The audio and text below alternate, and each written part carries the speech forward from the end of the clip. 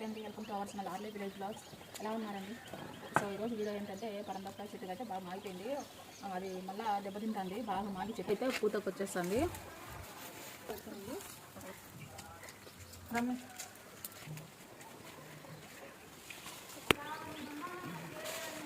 ఈ పక్క రమ్మి చూడండి, చాలా పెద్ద కాయ ఉంది. ఇలా బాగుంది పెద్దగా. ఇంట్లో ఎంతో పడుతుంది. చాకు వద్దే మరి పాడైపోతుంది అని చెప్పాను కదా. చూడండి, చెట్టుకే మాగి కుళ్ళిపోతుంది. ఇదిగోండి ఇటు పక్కకు పరందపు చెట్టుకు చీరలు అని ఇటు చుట్టింది అనుకుంటున్నారా? వేరే వాళ్ళు చెప్పినారు జిట్టు తగలకుండా చుట్టమని, అందుకే అటు చుట్టినానండి. కాయ అయితే రియల్ కాయ, నిజమైన కాయనే. ఇంకా కాయ రాపెత్తుకొని ఇంకొక కుళ్ళిపోతా అంటే కోసిన అనమాట.